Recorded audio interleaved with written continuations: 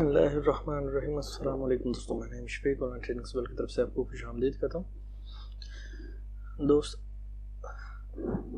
दोस्तों आज हम ऑटोकैड की क्लास 15 वो स्टार्ट करेंगे जिसमें हम मज़ीद कमांड्स के बारे में जानेंगे। एक दो कमांड्स ऐसी हैं जो हमने पहले इस्तेमाल की हैं और एक दो कमांड्स ऐसी हैं जो हम नहीं इस्तेमाल करेंगे। तो आइए चलते हैं अपनी वीडियो की तरफ। दोस्तों वीडियो पर जाने से पहले इस बार नए आने वाले दोस्तों से गुजारिश है कि चैनल को सब्सक्राइब कीजिए, साथ में बेल के आइकन पर भी क्लिक कीजिए ताकि आपको मेरी आने वाली हर नई लेटेस्ट वीडियो का नोटिफिकेशन मिलता रहे। आइए चलते हैं अपनी वीडियो की तरफ।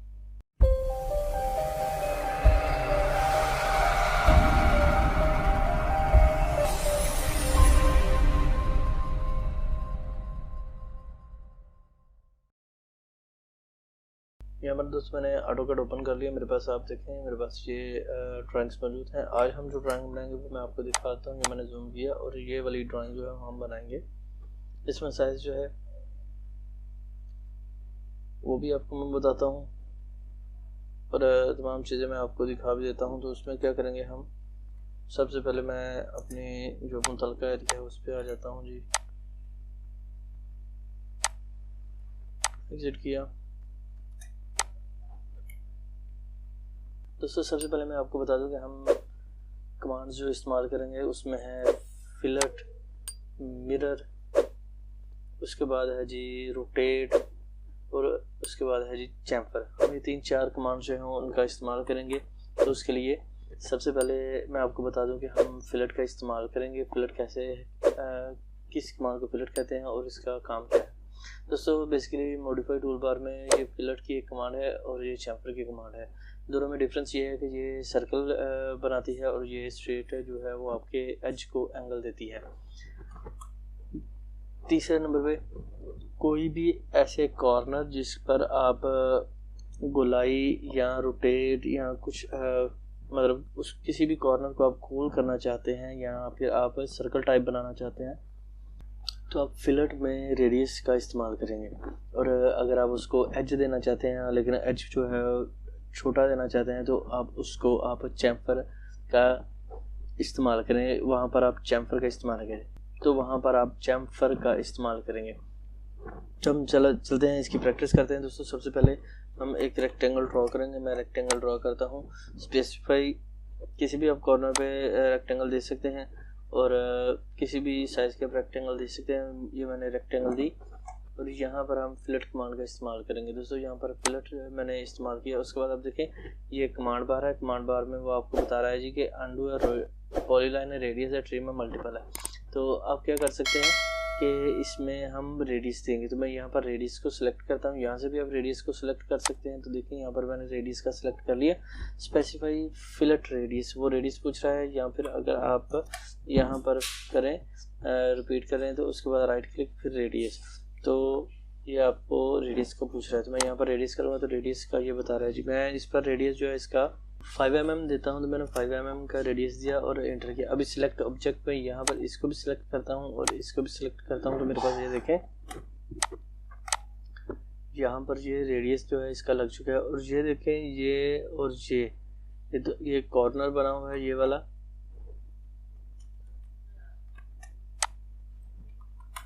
ये कॉर्नर बना हुआ है और ये रेडियस है। मैं दोबारा से आपको रिपीट करके दिखाता हूँ जी। F कमांड को प्रेस करेंगे और फिलट की जो शॉर्टकट है वो ओपन हो जाएगी। मैं फिलट पर क्लिक करता हूँ। अभी वो कह रहा है जी कि क्या चीज़ आप देना चाह रहे हैं, ट्रिम करना चाह रहे हैं, रेडियस बनाना चाह रहे हैं, क्या करना चाह रहे हैं। तो मैं राइट क्लिक करके रेडियस या फिर अब यहाँ से रेडियस को सिलेक्ट कर सकते हैं। मैं यहाँ पर से रेडियस को सिलेक्ट किया। अभी हम उसको स्पेसिफाई जो रेडियस जिस साइज़ में हम रेडियस देना चाह रहे हैं वही हम स्पेसिफाई साइज़ देंगे। फर्ज करें मैं यहाँ पर 8 mm का देता हूँ तो यहाँ पर मैं इसको सिलेक्ट करता हूँ और इसको अब इसमें देखें यहाँ पर ये 8 mm का रेडियस है और ये 5 mm का, तो ये रेडियस लग चुके हैं। एक तो ये तरीका कर। दूसरा हम दूसरी जो कमांड है वो हम इसमें इस्तेमाल करेंगे जी चैम्फर। चैम्फर जो है वो भी इसकी सेकंड कमांड है। तो उसको हम कैसे करेंगे, मैं यहाँ पर ड्रॉप डाउन पे क्लिक करके इस चैम्फर को क्लिक करता हूँ। तो यहाँ पर आप देखें वो बता रहा है जी कि एच, अब इसमें एच यूज़ कर सकते हैं। तो मैं इसको यहाँ पर से दूसरी साइड पे आ जाता हूँ। तो वो कह रहा है जी कि अब क्या करना चाह रहे हैं जी, चैम्फर करना चाह रहे हैं, तो मैं एंगल पे दूंगा। तो यहाँ से अभी इस पर सॉरी चैम्फर पे क्लिक करूँगा। डिस्टेंस इसमें बताएंगे, हम डिस्टेंस बताएंगे जी, इसमें वो तमाम चीज़ें इसने ले ली हैं जी डिस्टेंस। और इसमें चैम्फर है जी, हम 2 mm का दे देते हैं, इंटर करते हैं। सेकंड चैम्फर फिर से 2 mm का इंटर, और ये यहाँ पर ये और ये लाइन में जो है वो 2 mm का चैम्फर है। मतलब इस लाइन कॉर्नर से, इस कॉर्नर से इधर को 2 mm और इस कॉर्नर से इधर को भी 2 mm। अभी मैं मज़ीद आपको प्रैक्टिस बताता हूँ वो कैसे होगी। मैं दोबारा से इस लाइन को, इसी चैम्फर को रिपीट करता हूँ, और हम डिस्टेंस बताएंगे 2 की बजाय मैं अभी 4 कर देता हूँ, इंटर और फिर इंटर। यानी कि लाइन पे, हॉरिजॉन्टली लाइन पे भी हम 4 mm का चैम्फर लगाएंगे और वर्टिकल लाइन पे भी 4 mm का वो चैम्फर लगाएंगे। मैं इसको सिलेक्ट करता हूँ और इसको सिलेक्ट करता हूँ। तो अभी आप देखें यहाँ पर ये वाला साइज़ है, ये बड़ा है, ये छोटा है, ये 2 mm का है और ये 4 mm का है। तो इस तरीके से आप ये दोनों कमांड जो है वो इस्तेमाल कर सकते हैं। इसमें थर्ड ऑप्शन है, एक और कमांड है जो हम इस्तेमाल करेंगे, वो है जी रोटेट। रोटेट कमांड है जी मॉडिफाई टूल बार पे, मैं इस पर रोटेट पे क्लिक करता हूँ तो वो इस कमांड को हम इस्तेमाल करेंगे। दोस्तों इस कमांड को यूज़ करने का मकसद ये था कि अगर फ़र्ज़ करें आपकी एक स्पेसिफाई लाइन मौजूद है और आप किसी भी साइज़ की मैं लाइन ड्रॉ करता हूँ, आप चाहते हैं कि एक लाइन जो है वो एंगल में ड्रॉ हो, तो उसको हम कैसे इसे रोटेट करेंगे। मैं यहाँ पर रोटेट पे क्लिक करता हूँ और इस पर क्लिक करता हूँ।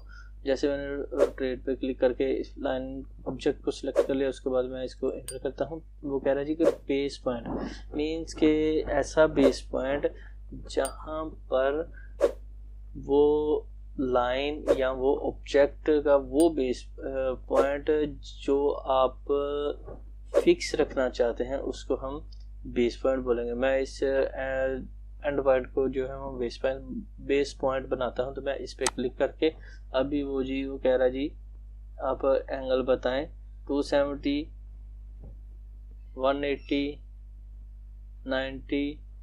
यहाँ पर आप देखें ऑर्थो 3 है, 1/5 है, लेकिन वो एंगल बता रहा है। तो मैं इसको यहाँ पर क्लिक किया तो अभी हम एंगल बताएंगे जी 35, इंटर। तो मेरे पास ये लाइन जो है वो 35 में ड्रॉ हो चुकी है, क्योंकि ये इसका बेस पॉइंट था। अभी हम मज़ीद इंटर करते हैं, तो मैं इसको रोटेट ऑब्जेक्ट पे क्लिक करता हूँ, इंटर।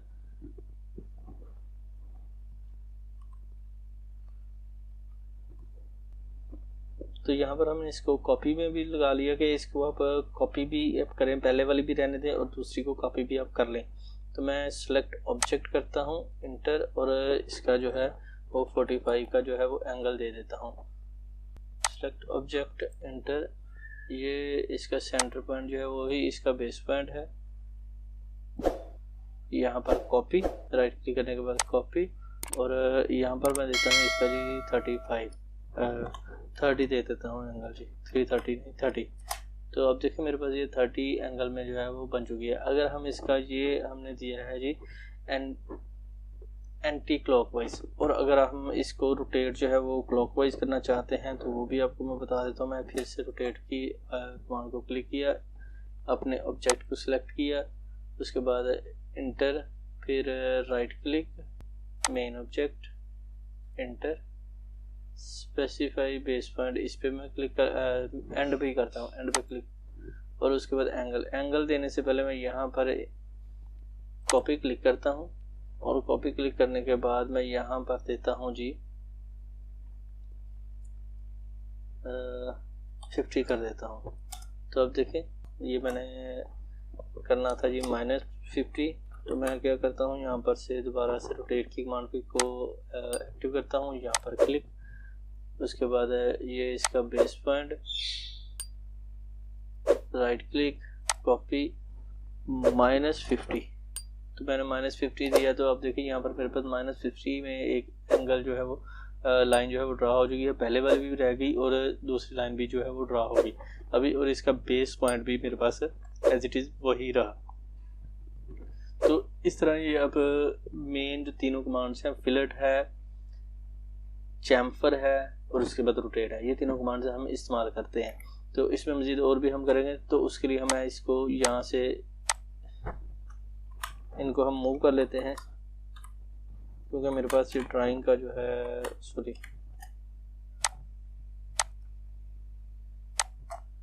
ये मटेरियल है, तो मैं ऑर्थो को दोबारा से ऑन कर लेता हूँ और अभी हम यहाँ पर ड्राइंग जो है वो ड्रा करेंगे जो मैंने ऑलरेडी आपको बताई हुई है।